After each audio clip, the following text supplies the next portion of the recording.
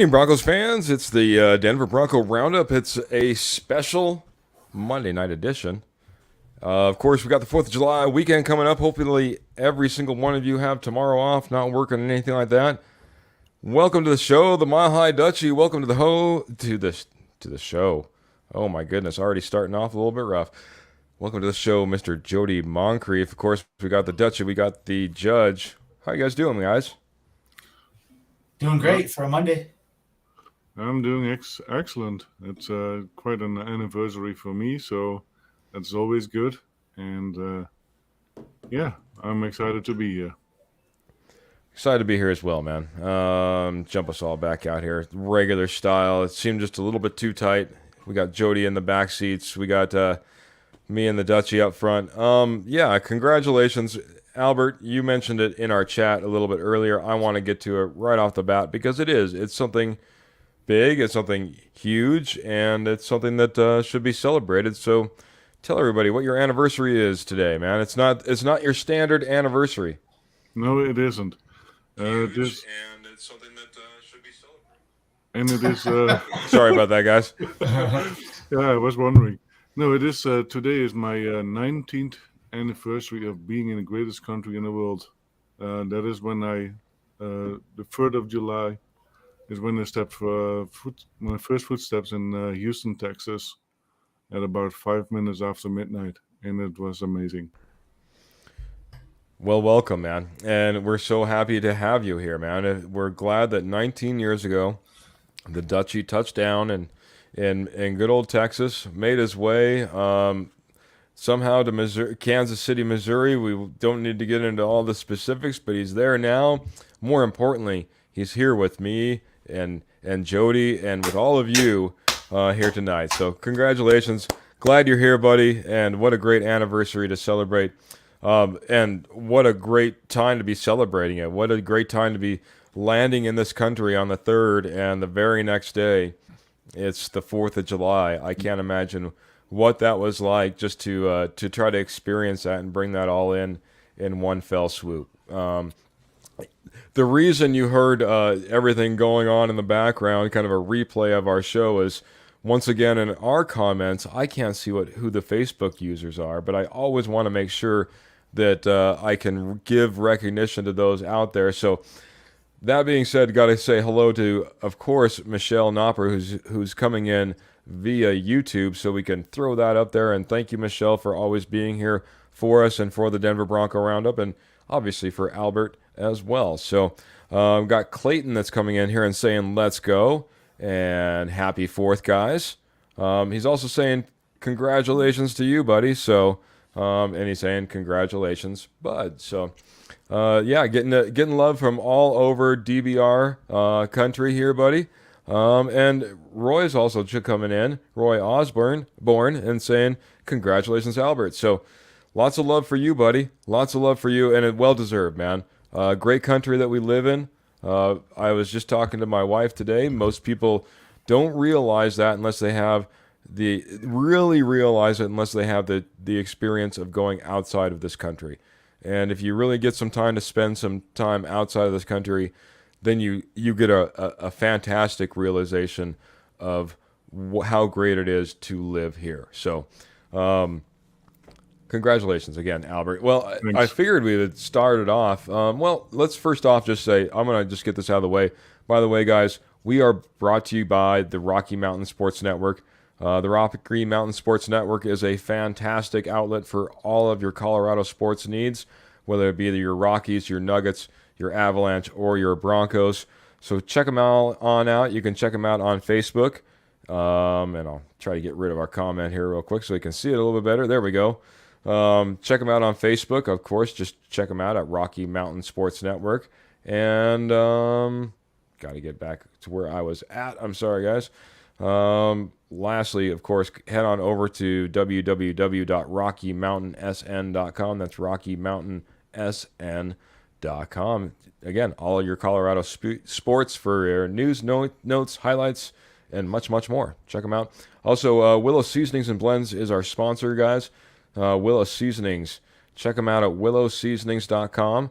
Guys, we have a special relationship with Willow Seasonings. They don't sponsor a whole lot. They sponsor the DBR, the Denver Bronco Roundup. They also give you this fantastic code where you're not getting percentages off anywhere else. I don't know of any other place they're running a promo currently, but if you put in DBR 2023, that's 15% off. That's 15% off. That's huge, guys. And on top of it, a little bit of a donation to a Rocky Mountain Sports Network family in need. It's $1 every time you go on there and you spend some. So go out there, get your Willow Seasonings and Blend, like a little bit of Sweet Heat. Sweet Heat, it's just your award-winning 2022 Blue Ribbon First Place Award winner. So getting back to it, guys, we're done with the sponsorships now. It's on to the topic of hand, and I figured we'd start this off. We wanted to talk about defensive line. We've already talked about all of our offense. We broke down all of our groups. We took a little break. Keith got a little vacation. Maybe you guys got a little vacation from listening to me. That being said, we're moving on to the defense. And the first thing I just wanted to bring up, guys, and one of the biggest changes, Vance Joseph's back in the house, guys. Vance Joseph is back in the house. Jody, since we let Albert talk a little bit about his anniversary, why don't we start off with you? What do you think about Vance Joseph, what he's going to bring to the Denver Broncos this time around? Are we going to see a repeat? And what are your thoughts overall, just all the way around? Give me your ideas. Give me your thoughts, bud. No, I think it'll be different this time around. He came out right away and said no hard feelings. Said he understood why he was fired. Winning is the name of the game, and they didn't win. Didn't win enough. And I think he learned a lot his second go around, or learned a lot in Arizona. And I think this is, a good situation for him here. He's got a defense that for most of the season was top 10, till very last. They fell off in some statistical categories, mainly because they were on the field probably 80% of the time. I mean, they just got wore out and injuries. But was he my first choice? No, but I like what he brings. He's an aggressive defensive play caller that will bring the blitz. He's not like a Vic Fangio that'll sit back and let the teams go 20-20 and hope that you can hold him to 3. He will bring the blitz. He's got he's got one for sure, one all-pro cornerback in Pat Surtain who you can leave on an island, and he's got another guy who thrives in the being man-to-man, and Davari Mathis, who I think will thrive in this, who you can leave on a corner.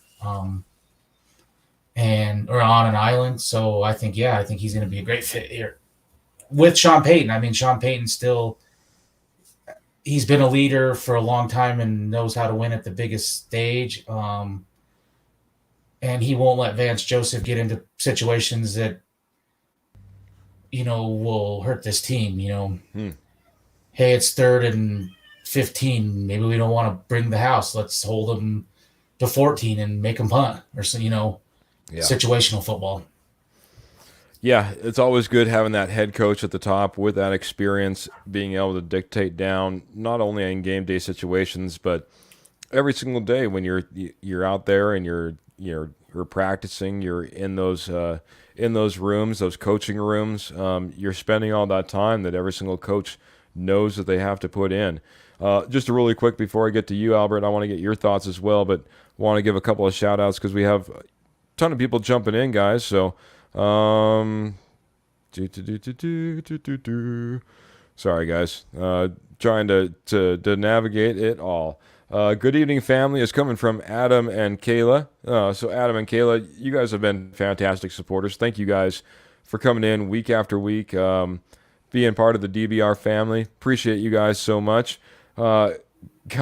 Got the man himself, Matt Staffiero, saying, let's go, Rocky Mountain Sports Network and the DBR. So thank you, Matt.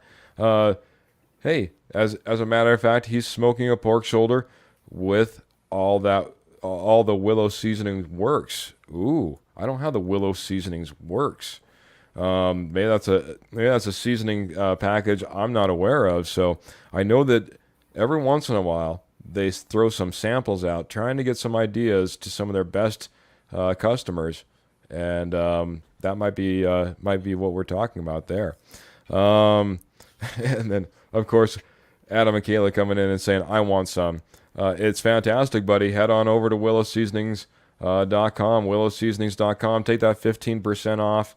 I'm telling you, it's some of the best seasonings, rubs, and sauces you'll ever get, buddy, and appreciate it. Michael Ronquillo jumping in and saying, good evening, Keith, Jody, and Albert. It's Michael. Well, good evening, Michael Ronquillo. Appreciate you jumping in here as well.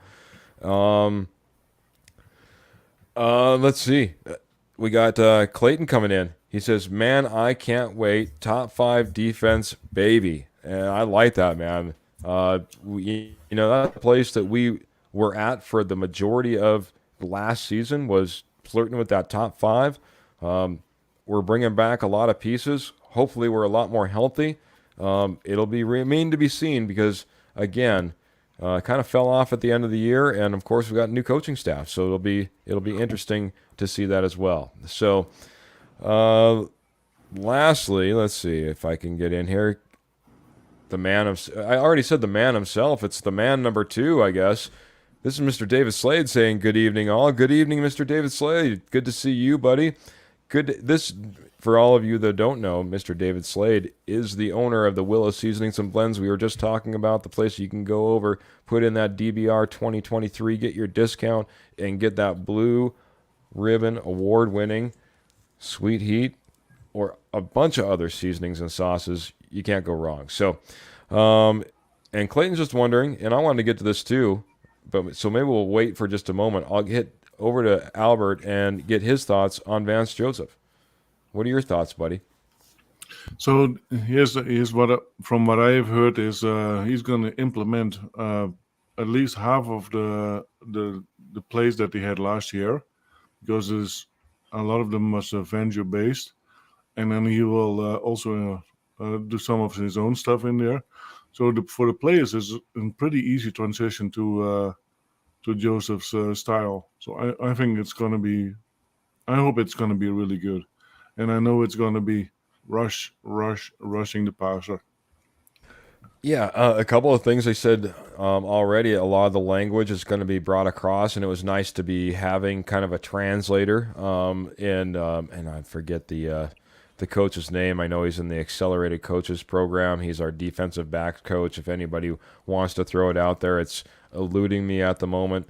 But he's fantastic coach. He was obviously brought over from the last regime, one of the few, and players have already come out and spoke to the fact that, hey, he's been great because he's been able to be a great translator in between these two defenses, so the language makes sense. And as Sean Payton and I believe even Vance Joseph said, we're going to go ahead and we're going to adapt. We're not going to try to force something. We're going to try to translate that language as best as possible in order to get the ball running, get the ball rolling, I guess I'd say.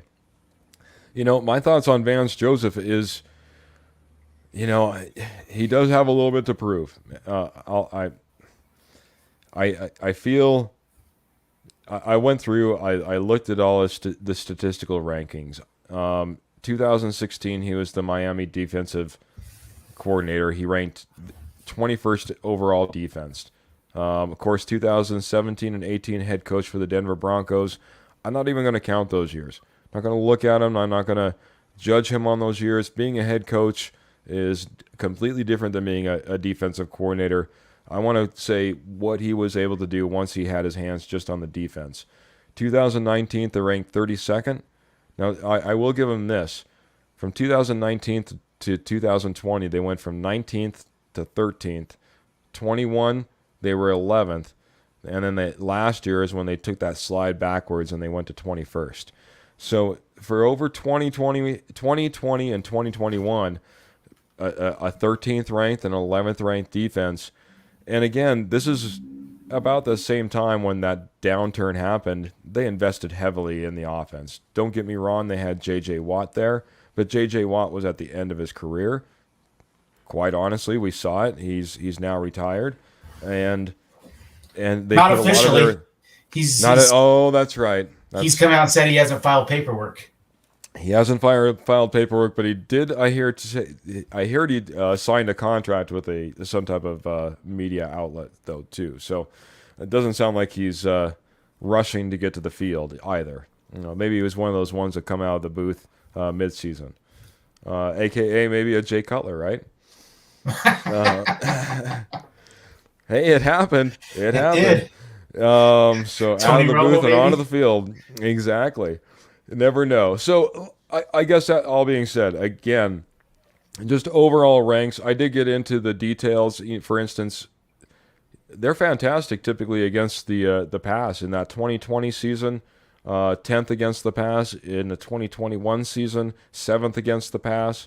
Kind of flipped the script when it comes to the 2022 season because they were 24th against the pass, but they were 14th against the rush, where statistically they weren't very good against the rush in those years prior. So, again, a little bit to prove, but I think he's got all the parts and pieces to put it together, whether it be the coaching or the, knock on wood, guys, the healthy defensive front that we can start putting together, the defense that we have, the defense that was ranked in the top 5 for so long last year, tailed off at the end, does make me a little bit nervous, but we'll get into a little bit more of that as well. So we got Facebook user coming in, and this is Roy Osborne coming back in and says, VJ tends to be aggressive for sure. I agree with Albert. Yeah, blitz, I think is what Albert said. And Roy's coming in here and agreeing, and hey, it proves out in those stats. Again, here's a guy that necessarily hasn't given up. I was looking at, I looked at yards, how many yards, and right before we got on, I looked at, well, how many points per average how did he rank his points per average? Well, in his last few years, he ranked like top 10. So when we're might give up a bunch of yards, might give up a bunch of passing yards, might give up a bunch of rushing yards, depending upon the season. But if you're ranking top 10 as far as points allowed, that's the biggest one that really, really counts, guys. And here's the thing: it doesn't really matter if you have a top 15 in top defense and top 15 offense. You're in the playoffs. And we haven't had that for a while. Our offense, our defense was always in the top 10 for the last 6 years. And where were we with offense? Nowhere near to the middle. But if both of them are near the middle, I think we are in the playoffs. Yeah, there's something to be said about when you can start equaling out all three parts of your, all three phases of your team, offense, defense, and let's not forget special teams, which I think is going to be greatly improved as well. See, and that's where I say stats lie, because just because your defense might, like Denver, towards the end of the season was getting thrashed. I mean, they start off well during the game, and when you're on the field 75, 80% of the game, you get tired, you get wore out. You've got to complement each other. And that's where I think Peyton will be smart to – we don't necessarily have to score every drive, but we've got to make plays that we got to get a couple first downs to give our defense a rest if we're in that type of game where it was like Hackett wanted to drop back, whether it was Hackett, Russ, whoever, and we're going to throw the ball and we don't care about time of possession or anything to help the other side. You already know going in that you're what everyone's claiming, you're a little thin on the D-line and pass rusher until Baron Browning comes back. You've got to do something to give them a rest. And you cannot ride Gregory. He's never made a full season. We'll get to that breakdown here as we kind of wrap up this Vance Joseph. I do want to get to a couple of the people who are jumping in the chat now. Hey, it's I know that Facebook user is what's popping up, but I am looking off to the side, and this is Lance Sanderson of the Mile High Huddle. So, Lance Sanderson, what's up, fellas? What's up to you? Appreciate you dropping What's by. up? giving us a little shout, buddy. I need to have you on the show here again. It was great having you last time as well. So, what else? Who else we got in here? We got we got the fantastic Kenny Kirkpatrick from the K&K Sports Show jumping in here and saying, "Look at the best Bronco podcast trio on earth. Happy early 4th, fellas." Well, happy early 4th to you as well, Kenny. And you, Kenny. yeah, big shout out to you. Hope you'll be getting the fireworks before we do officially. I mean, time zone away, I guess you could say, or two. So, that being said, you get the early fireworks on the 4th, but happy 4th to you. Anybody that wants to check out a fantastic sports show that covers all your baseball, all your football, all your hockey needs. I'm not sure what else baseball, basketball, football. Yeah, that's about it. Hockey. I think that's all of them. Kenny, jump in if you want to put another sport in there, but these guys are fantastic. I heard they wanted to cover cricket too.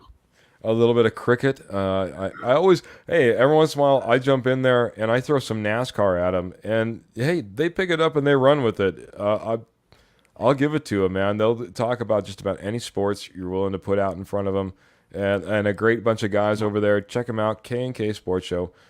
Kenny Kirkpatrick joining us this evening. So and they covered Fury up and. Oh, I'm sure they do, buddy. I'm sure they do.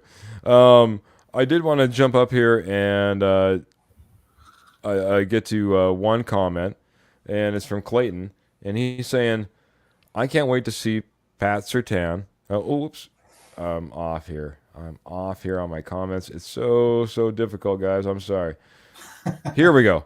Clayton's coming in here and saying, "I'm gonna go out on a limb. I smell no fly zone again. We have 2 linebackers. We have shutdown corners. Even if we have to, we can bring down a safety or 2 for man, and our defensive line will get after the QB." And I think that's a first perfect transition, guys. We had to talk about how this defensive line can get to the quarterback, and that's our topic, our group, that we're breaking down tonight. Jody, this has been your topic. This was your idea to do the breakdown week by week like this. So why don't you break it down first and foremost? What do we have? We've had some departures. We've had some additions. We've got a new health and conditioning and training staff. That should hopefully help as well. Give us your thoughts on the Denver Broncos defensive line from edge to interior, buddy. From this year to last year, we lost a couple guys in Deshaun Williams, who I was, really disappointed in seeing leaving to the Panthers, and Draymond Jones. For me, he was kind of a hit or miss guy. He played full throttle sometimes, took plays off. Towards the end, didn't seem like he really wanted to be here. Showed elite pass rushing skills at times, but then was not all that great against the run. So he departed for some big money in Seattle. And then they brought in a familiar foe of Vance Joseph, Zach Allen, who won less sack than Draymond Jones last year, but was much better statistically against the run. So all in all, I think that's a improvement. There are people that will say, well, you're going to get that when you play next to JJ Watt. But from all indications, I mean, he's a motor guy, and I think if not an even swap between him and Jones, it's an upgrade just because of the stopping the run aspect. Yeah. Then you bring back DJ Jones, who was a key pickup last year. And then two rookies that played last year. Before you skip over real quick, I just want to ask your opinion real quick. Did DJ Jones live up to the expectations that you had for him when we signed him from San Francisco, coming to the Broncos? No, but I feel like he played kind of out of position. I don't think he's a true one. If it were me, he'd be playing the 3, and I'd Okay. be playing someone bigger inside. I mean, he came from a 4-3 into a 3-4. Mm-hmm. When he was in the 4-3, he was playing more D end outside. So I think that's especially with that other D end position kind of up in the air. I think, in my opinion, I don't know if they'll. This is just a personal opinion that I've heard it from some other people, Benjamin Albright and such. Mike Purcell in the middle and DJ Jones at the 3. I think that's more of a natural position for him. Kind of getting more upfield than kind of clogging the middle as a run stuffer. That's fair, man. That's fair. And you were getting. I'm sorry. And you were getting to a couple of rookies as well, man. And then there were 2 rookies. One I thought, for as late as they were drafted, Matt Henningsen. One I thought he played pretty decent last year. He's one I'd like to see take a big jump this year. And then Awazurike, I think that's how you pronounce it. You I got it, buddy. expect him to get more playing time this year because of the departure of Deshaun Williams. He's kind of another guy that kind of falls in the category with Nick Benito. Second year kind of needs to step up and prove some things. Big name there. And then they've got Jonathan Harris. He's a good veteran. Played snaps last year. If you need, he can start. Just a good depth guy. Nothing flashy about him, but he's a good guy to have on the roster. And then they picked up Tyler Lancaster, who can play either the 1 or the 3. Big body guy, played for Oakland, Green Bay. Mm-hmm. Another good depth piece. And then if you go off of what some people say, I'm not sure that I necessarily think this will happen, but I've heard Frank Clark could play on the D line. That's where he played most of his career, with his hand in the dirt. Yep. Sean Payton did come out and say with the Baron Browning injury, he is going to get lots of work, standing up. Yep. But I think they'll move him all around. Even someone like Randy Gregory, he came from Dallas. That was a 4-3, and he played with his hand in the dirt. He's somebody in certain packages I can see having his hand in the dirt, rushing the passer as well. So I think they've got options there, and the way the league is now, you're not in base a lot of the time anyway. So, I mean, I can see 2 D linemen on the field, DJ Jones and Zach Allen, a lot of the time, and extra linebackers and stuff. So that third D lineman is not, to me, super key, because a lot of times I don't see it on the field. I understand completely, man. Great breakdown. I mean, full roster. I think everybody that's really going to be having a chance to take time on the field as week 1 rolls around, and I just want to hit a few people that comments. Not to interrupt, but go ahead. And I don't see him on the roster, in the guy from overseas.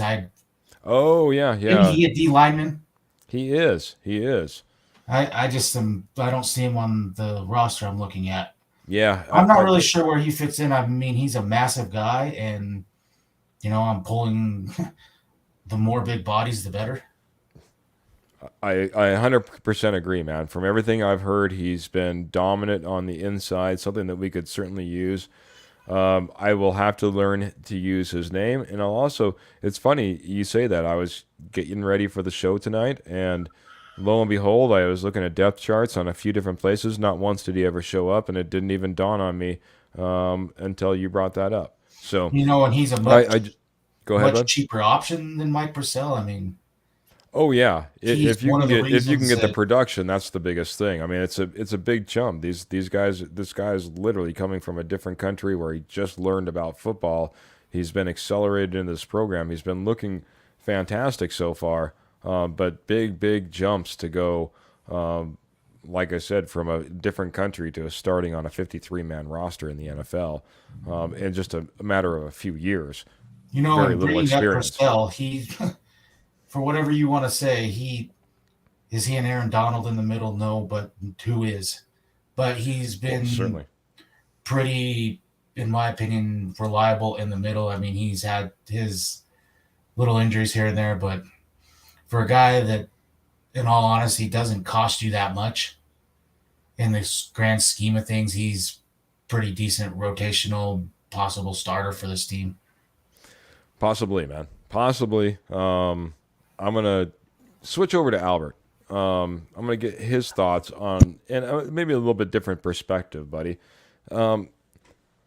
If you really look at this defense and how it was built last year, a lot of those same principles we already talked about are going to be brought over into this year. Did the Broncos do enough? Because there was a ton of focus on the offensive line, and the weapons that they brought in.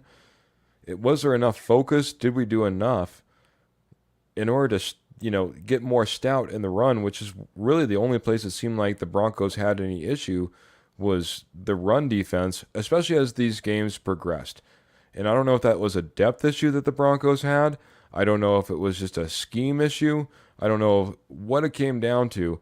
But what are your thoughts? Are we a better team this year than last year when it comes to stopping the run and stopping it up front with this defensive line group that we're talking about? I would say absolutely. We had a lot of gaps because of Draymond Jones. He was not great against the run, and now we have upgraded with another person, Zach Allen. I think we should be much better over there, and we finally have depth in the positions, and that is something we were lacking last year too. So if there was somebody injured, then we had maybe to rely on Uwazurike or Henningsen, who were rookies. And I even, although Henningsen, I think, played at certain games, he was terrific. Well, I hope so, buddy, because it looks like, according to the depth chart, he's going to be penciled in at the right defensive end to start with Uwazurike backing him up. I don't know if anybody else is out there. You have DJ Jones at the nose and Mike Purcell backing him up, and Zach Allen and Jonathan Harris on the left side. So Matt Henningsen is your depth right now with Uwazurike backing him up. Unless you guys see something different, feel free to jump in here. I from what I saw from the moment they drafted Henningsen, I have been a fan of Henningsen, and I think he only will get better and better the more experience he gets. And yeah, he was a big surprise for me last year, and I really like what he is doing, and he will get better and better. And now when he have decent veterans that can teach him, I think we will see a big jump from him. I think that's the big thing is Draymond Jones to Zach Allen in the run game. That's where, I mean, Draymond Jones, if you look at his PFF, was one of the worst rated run defensive linemen in the NFL last year. Zach Allen was in like the top 20. Yeah, That's the big difference for me. Huge difference there.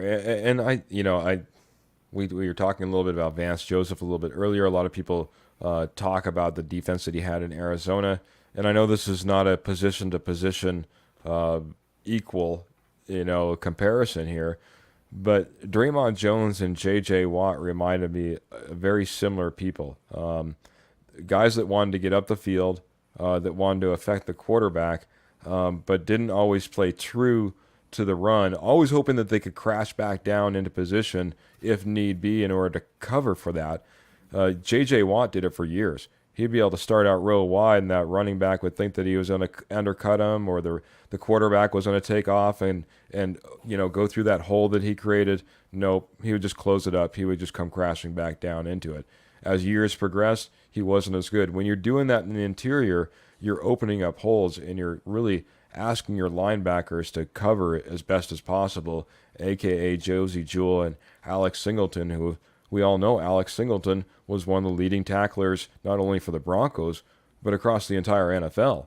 So that be the case, it's a lot of times that's because your defensive line up front is not getting the job done, a.k.a. Draymond Jones was one of those issues.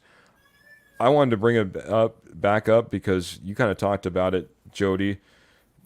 I was really, really excited about DJ Jones coming to the Denver Broncos from the 49ers. That's one guy that, I am a little bit disappointed in, I guess. Not hugely disappointed in. He was probably one of the outstanding pieces on this defensive line last year. But, I think he still has another 10, 15% more than he could give us, because he can be a very, very, very disruptive presence up front, something that San Francisco was able to exploit. And I just didn't see that from the Broncos. He plugged the holes. He played stout. He just wasn't as disruptive of getting in the backfield when needed or necessary like he was with San Francisco. And Jody, good point. He played a little bit different scheme. Again, just like to see a little bit more from him. I'm getting late to these comments, guys, but I did want to get to some friends that had jumped in here as well.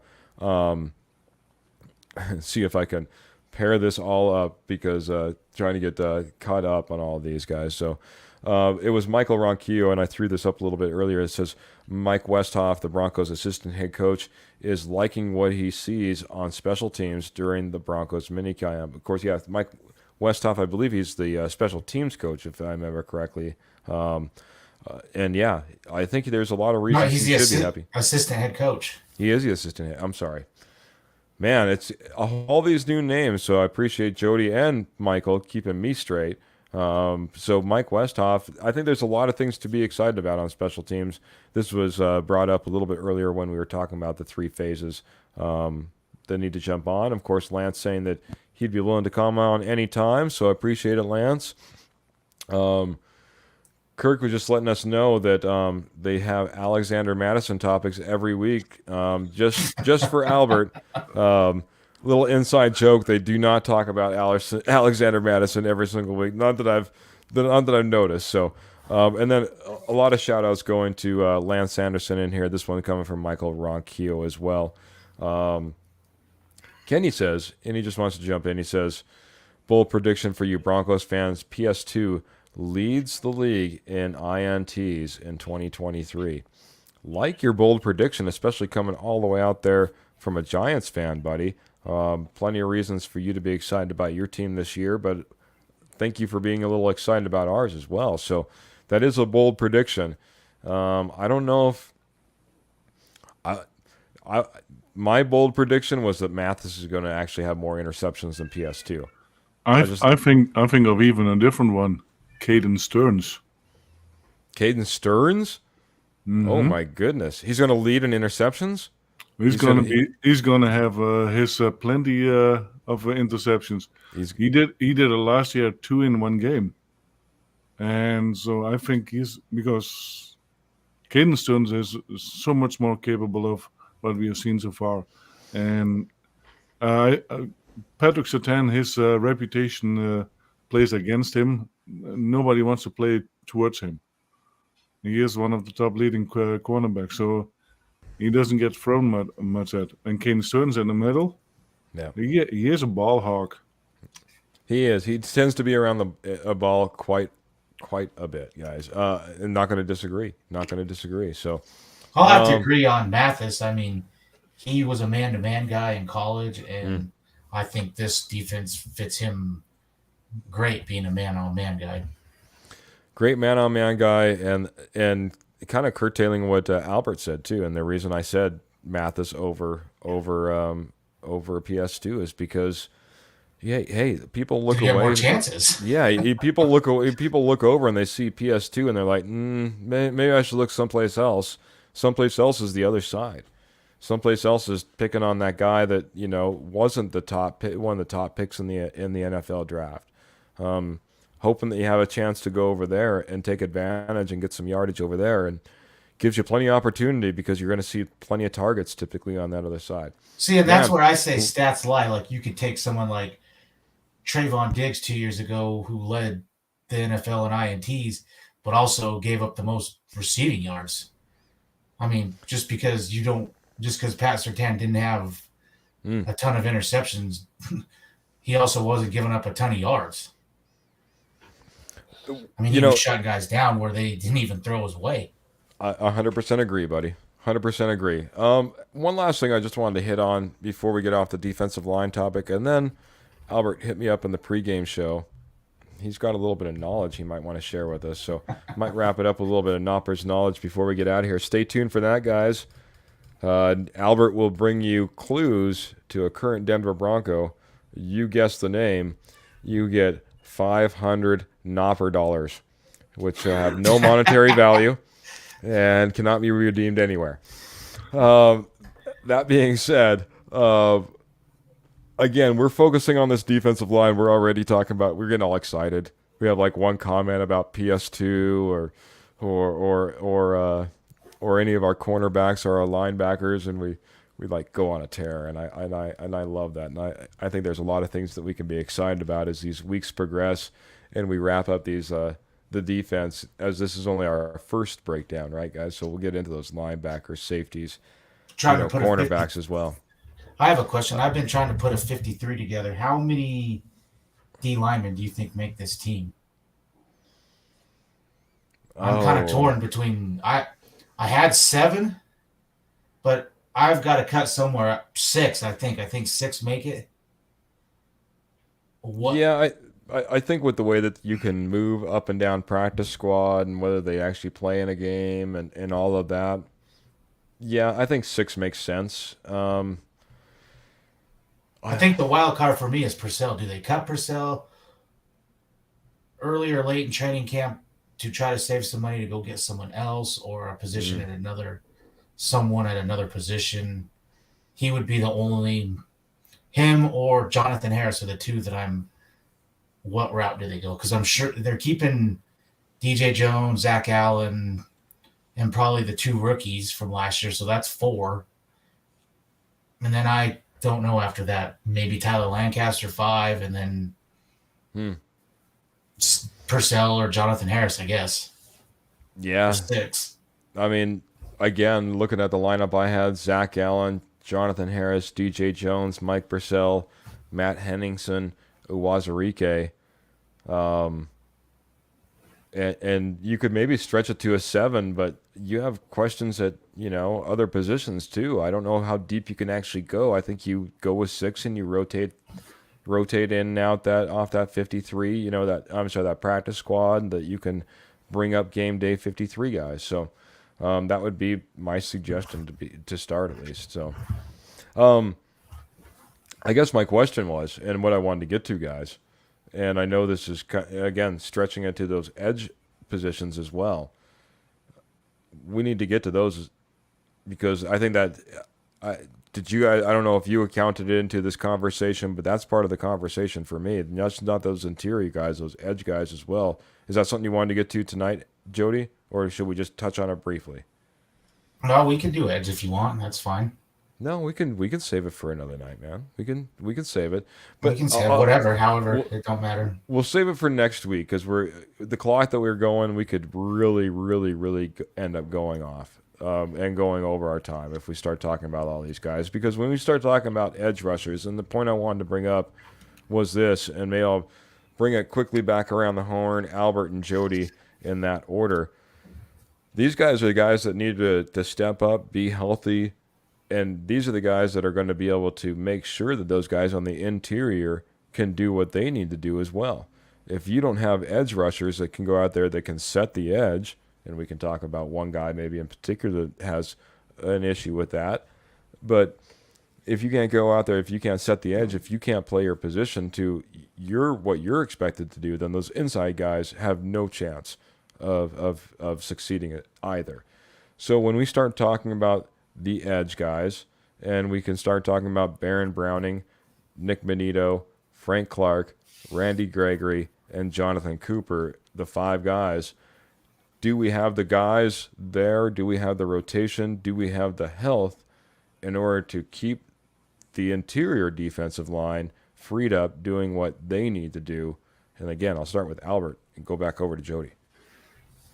Yeah, and especially Benito, if they don't step up this play and stay healthy and on the field, yeah, then you're relying pretty much just on the front three, and they can't do it by themselves. And so, yeah, they have to step up. They have to stay healthy. And Baron Browning, not a good start. I don't think we can rely too much on him anymore. If he is on the field, he is a weapon. But the problem is, when is he on the field? Well, this is the problem, buddy, and that's why I'm asking: can we rely on these guys? Because if you start talking about Baron Browning, then you also got to bring in Randy Gregory, who has a hard time staying on the field. And then you start, if you take those two guys out, then you start talking about Nick Benito, Jonathan Cooper, Frank Clark as your kind of three remaining guys. Do we have the health? Do we have the rotation in order to do it this year? Yes, no, percentage wise. Give me something here, buddy, and then I'm going to So, jump it over to Jody. so from what I hear, that Randy Gregory is in much better condition than he was last year. So it Yep, looks really good for him. good. And Yeah, he's so going healthy into OTAs this year, or to training camp. yeah, Yeah, yeah. and Last year that wasn't the case. no, he came in injured, and Correct. I think he never really was recovered from that. So just like with Bradley Chubb, let him start playing hurt, and it only can get worse. Yep. So I think Randy Gregory, I truly hope that he is going to play at least 15 games this year. There you Uh, go. and so, yeah, that should be good. And I'm with Frank Clark. Frank Clark has been a reliable player for many, many years. Oh, I agree, man. I agree. Like I said, I just having enough guys, enough rotation, enough health. Do we have it? Uh, we're getting there. Let's call it that way. We're getting Okay. there. Okay. We're on the right path. Feeling better. What would make you? Is it just they need to hit the field? You need to see it out on the field. You need to start seeing the injuries not come and the success happen for a few of these players in order for you to feel comfortable. Is that basically what we're waiting on, bud? I think that's what it is, yeah. That's Okay. what it comes to. All right, Jody. Over to you, buddy. And then I want to get in here. Kenny's blowing up our message board, and I want to get to a few things in there, and then we'll probably try to wrap it up, get out of here, and let everyone get on to their fourth. It's the fourth weekend officially. For me, it really comes down to one guy, Randy Gregory. Okay. He's never been able to stay healthy, and when you see him in spurts, like last year, he was probably Denver's best defensive player till he got hurt. We need Randy Gregory to be healthy. Um, I'm hoping that Peyton, along with Joseph and other guys, know how to rotate him in and out. Hmm. They cannot play him 80-90% of the time. I think that's where it all starts. If Randy Gregory can stay healthy, then you can do some other things on the other side. It's a real bummer, Baron Browning. I called it way early. I expected double-digit sacks from him. Watching him play, I see certain things that Von Miller did, not up to the standards that Von Miller did, but he does some things that really get you excited. And this was a bummer of an injury. Reports are he was training with the same guy that Von did the year he got really jacked and, came in and had one of his best seasons with Denver. So, and I hope this isn't a Randy Gregory kind of 2.0 coming in, going to rush yourself back so you can be back for week one. You're not 100%. Mm. And then that injury causes another injury because you're favoring something else, or, let him get healthy. If he has to miss, if you have to PUP him for the first 4 weeks, whatever, you got to let him get healthy. He's such a young guy. You've got to be patient with him because I think he's the future at that position. Yeah. Again, we'll hit edge a little bit more. I guess I brought the question to you because I had the question myself, guys, and we'll hit it more, like I said, as we break down these guys in the weeks to come. But there's a lot of questions across the board when it comes to these edge rushers, and a lot will be remaining to be seen, whether it be injuries present, injuries past, people needing to step up, from last year to this year. And some new faces. So, lots to talk about in that edge group, but it's a place that, it seems like we've struggled in at least to keep one guy, two guys consistently on the field. Hopefully that's something that changes. We kind of touched on Randy Gregory and his recovery time and him coming back. I did just want to jump in here, and I'm sorry, Lance, but StreamYard's still not letting me see your name. I am watching it over on the side, and I do see that it's you. Dave, who's jumping in a little bit late, I think for the second time. Dave, we're just talking about defensive line, so I think when we started talking about guys that we were really excited about and or need to see step up, maybe that's what you were getting into when we were talking about Randy Gregory.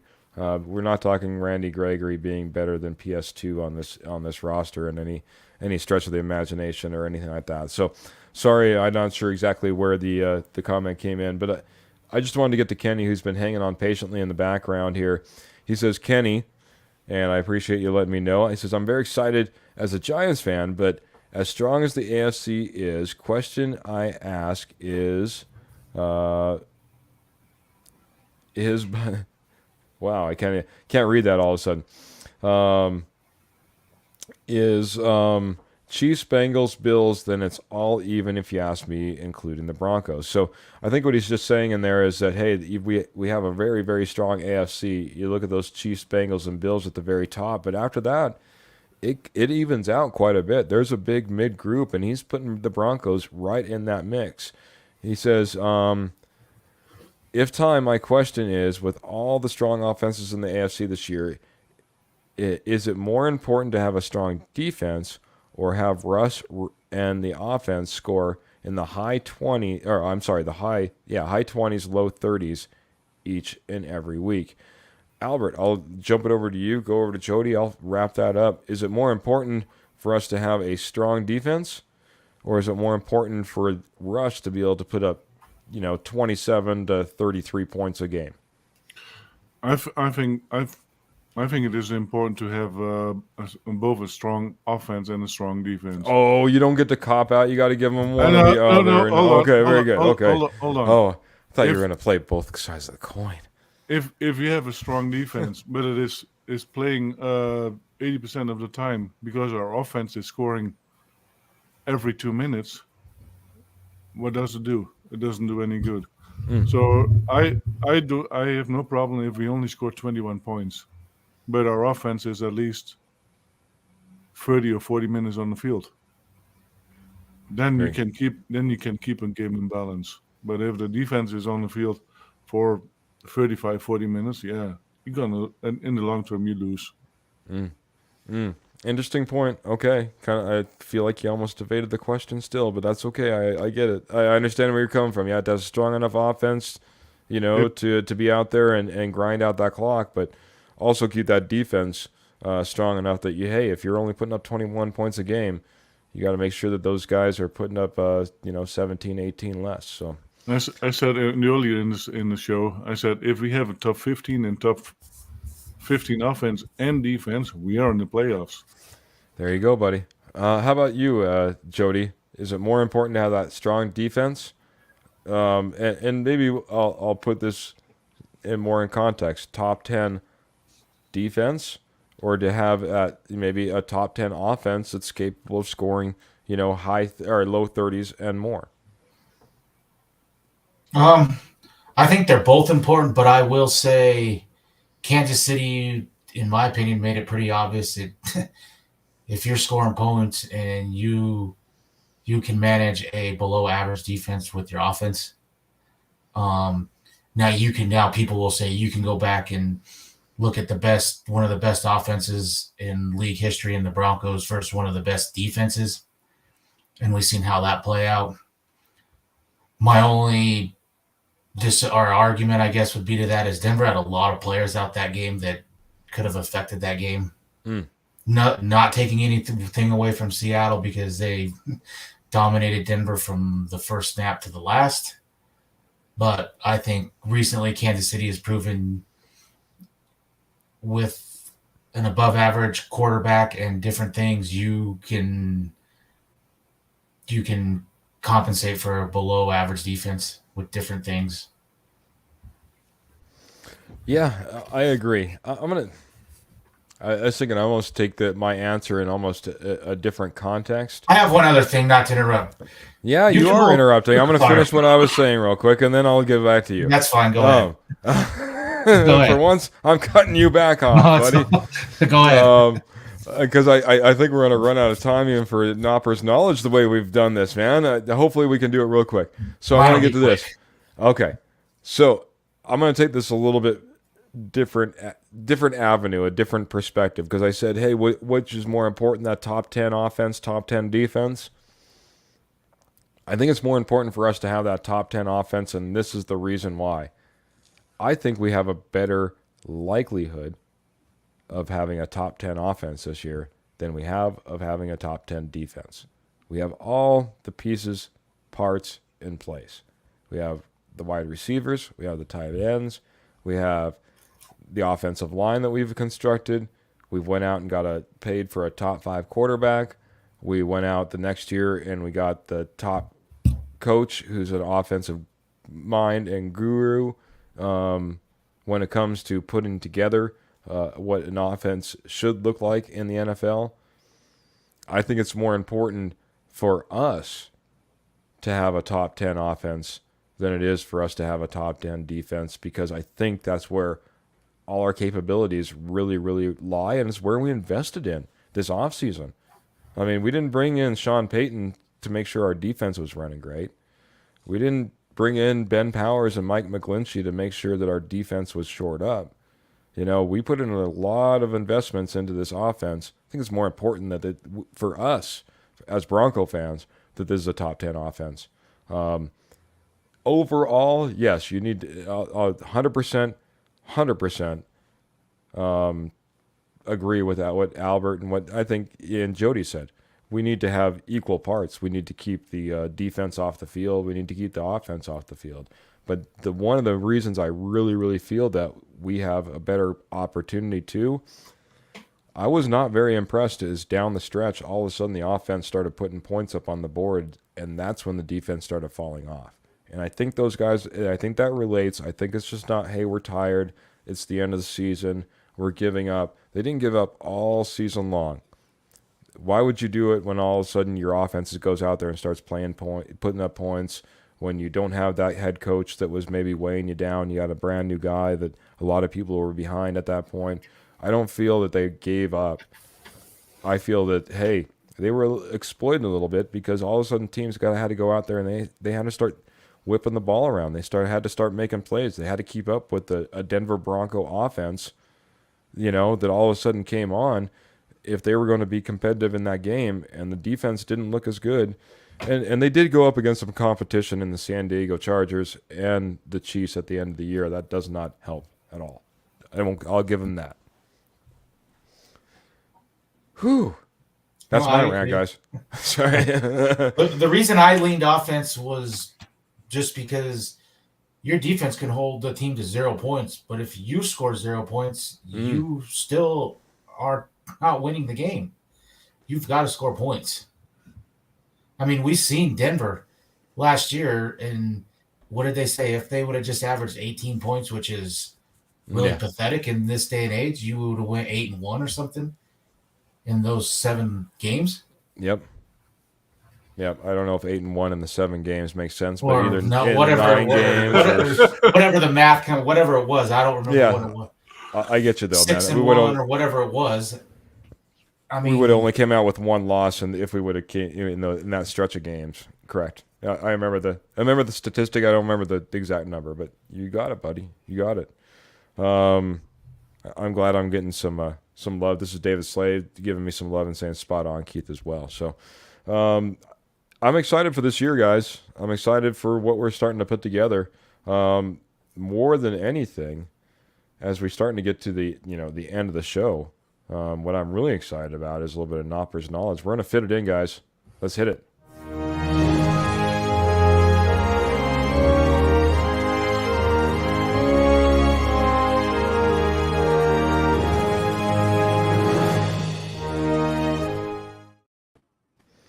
All right, Albert, how are we doing, sir? You ready for some knowledge?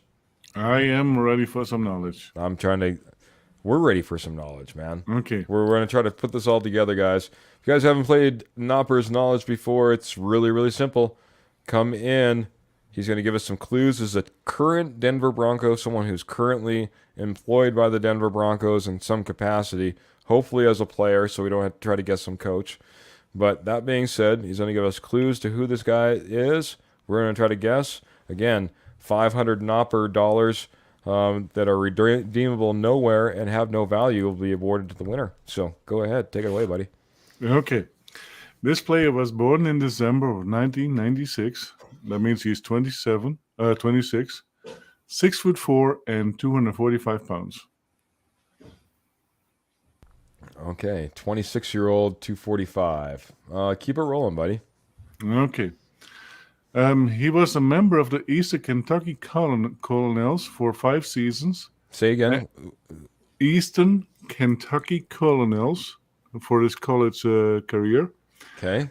And he scored second most in school history in his category. In his category. He's trying to second most. 6'4", you said? 6'4", yes. 245. Okay. The Eastern Kentucky Colonels, anybody? I don't know, man. I don't know. Keep it going, buddy. I got Colonel Sanders running through my mind now. So he signed with the gotta look Jacksonville Jaguars in the practice squad on December 14, 2020. And he signed a reserve futures contract with the team on January 4, 2021. He was then waived on August 31st, 2021 during the final roster cuts, but was resigned to the team's practice squad in September 9. All right, and I'm going to answer this question. Go ahead. Manhurts? Nope. Oh, that's where I was going to go. Oh, dang. And Facebook users saying offense or defense. I believe that's offense, just given the clue that you said that he was where he ranked in his. But am I wrong? Here's defense. We have a defensive player. All right. Mm-hmm. Facebook user, that is Michael Ronquillo that's trying to play along here. Okay, the next one will give it away. Also saying I like these a lot. So, all right, man. The next one will give it away. All right. Be on your buzzers, everybody. The Denver Broncos signed this guy to the active rosters of the Jaguars practice squads on September 23rd, 2021. And on week 6 of the 2022 season, he suffered a torn ACL. Aaron Patrick. Yay! Ding, ding, ding, ding, ding. There. Oh, nicely done. Nicely done. Man, better than I, Jody. Congratulations, Jody. Give it up to Jody, man. No. Graham was before Jody. Was he? Were you watching the board for me? Oh, man. Congratulations, Graham, man. Appreciate you jumping in here as well. I don't know if I mentioned your name earlier, but I appreciate you jumping in here. So, I do want to... David Slade. I always love this because we were talking about a lot of hypotheticals earlier, and yes, hypotheticals don't win games. We have to watch it until they all play out, but until then, we do have to talk about a few hypotheticals because, goodness, buddy, you know, it's all hypothetical until it actually happens. Opinions are all hypothetical. Yes, sir. Yes, sir, Mr. Graham Tedeke. So, congratulations on that. That was a fantastic Nopper's Knowledge.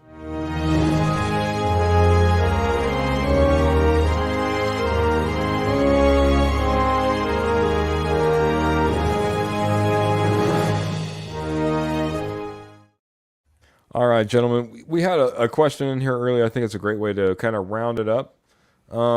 Asking, and I'm going to make this a two-part question. We'll go around the horn. We'll go to Jody first. Jody, any plans for the 4th of July? And everyone else, let us know if you have any amazing special plans. Drop it in the comments as well. And do you have a special 4th of July memory or moment that you would like to share as well, Jody? What are you doing this weekend, or what are you doing tomorrow? And again, any special moment, bud? Nothing too special. Gonna mow the yard in the morning. There's a parade in town. Gonna take the kids to the parade. There you go, buddy. And and then probably smoke some ribs. That's about it. Nothing too special tomorrow. Very, very good. And any memory that from Fourth of July that ever pokes out in your mind, or that you have that you can share? Everything needs to be Mm, PG-13 or better. Okay, just kidding. none that I can think of right off the top of Very the. right on, buddy. Right on. Well, hey, enjoy the parade. Smoke up them ribs. Do it. Hopefully, you're doing it Willis seasoning style. I mean, that would be my hope. But Got some sweet heat, so we're gonna try there, that.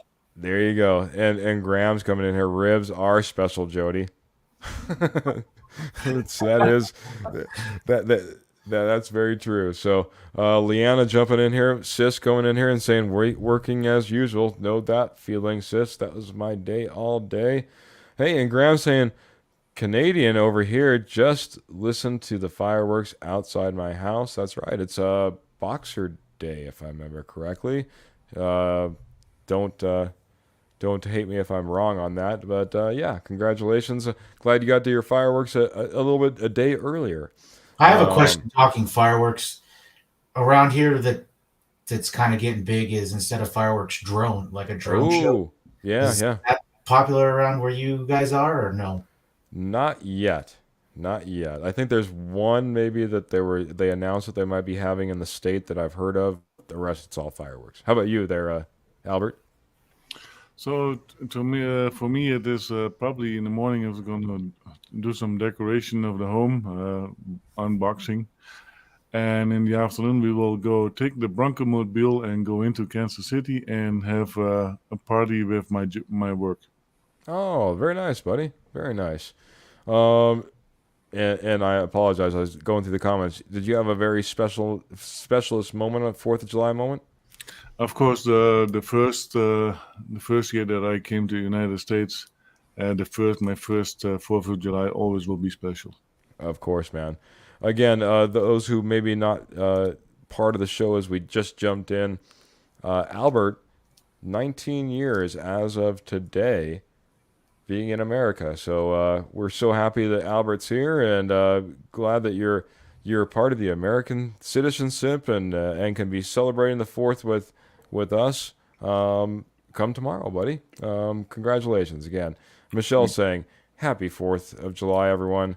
May you eat too much and play all day." Um, my sis coming in here and ratting me out. They said when we almost blew up Grandma and Grandpa Brugman's culvert. Yeah, let's not bring up anything that could be possibly used against us. I don't know where the statute of limitations runs out on things like that. Yeah, I have a couple of favorite memories for me as well. One was always they were talking about going to Grandma and Grandpa Brugman's, my sis. That was always a great time. Loads of fireworks, family all day event, and big spread, and it was fantastic. So Grandma and Grandpa are gone. God rest their souls, and but always brought great Fourth of July moments. The other one, and I can't get off the show without mentioning this one. When me and my wife first started dating, we were working at the same place, and we all decided that as a group we were going to get together for the 4th of July. There was a friend of ours that had a place out in the middle of nowhere. We'd do some fireworks, and me and my wife didn't make the fireworks show, but no one knew that we were together at the time, so I left early. And I believe actually she left early, and then to tell the story right, and then it wasn't but about 5 minutes later I left early, and after that day, everybody at work knew that we were together since we all left early, didn't even get to stay till the fireworks, and it was so ill timed.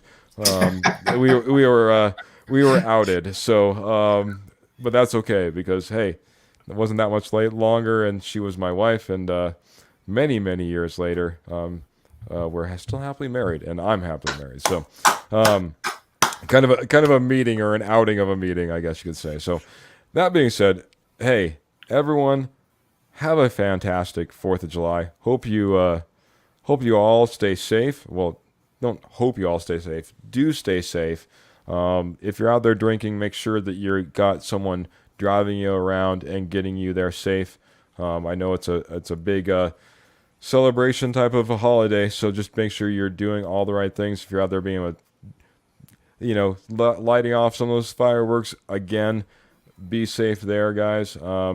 Just want everyone to come back in here after this week. Coming in should be just regular schedule, guys. I appreciate everyone that jumped in, be part of the conversation here tonight on the Denver Bronco Roundup. As we came in a day early, typically we're on Tuesdays. We should be back on schedule next week on Tuesday as well. But wanted to make sure that everyone had the opportunity, like Jody, to go to the parade, the fireworks, or Albert, or anybody that needed to get to whatever they needed to get to, celebrate the 4th, and have some time off. So we're going to end up catching you guys next week. Man, you're like got the Mile High salute already, Albert. Man, I appreciate, man. He's ready to go. He's ready to get out of here. It's time to go. It's time to start celebrating. It's a short 4th of July weekend, so it's in the middle of the week. But no, seriously, appreciate everyone that was in the comments. I'm just going to throw a couple names out there that I remember off the top. If you guys remember more, please throw it out there. We had Roy, we had Clayton, we had Adam, we had Michael Ronquillo, we had, of course, Lance Sanderson over from the Mile High Huddle jumping in here. David Slade was in here. Kenny Kirkpatrick from the K&K Show. Boy, who else am I missing? Anybody? Of course, wait, Michelle Knoppers. Don't forget about Michelle Knoppers. My sister Leanna was in here as well, so appreciate the family support. Anybody else I'm missing? Anybody, guys? Oh, yes, the Graham was in here, as well as Matt Staffiero. Matt, you guys were fantastic. We appreciate you guys jumping in here, being part of the show because it's what we do. It's why we're here. It's for you guys. Appreciate you being part of the conversation. Again, we'll round it all up next week as we come back with the Denver Bronco Roundup next Tuesday, 7 p.m. Unless you hear otherwise, always stay tuned. That's when we're going to plan to be back. Thank you, Jody, for being here with us tonight. Thank you, Albert. Thank you, everyone. And until next week, we're going to get out of here. Thank you, everyone. Good night.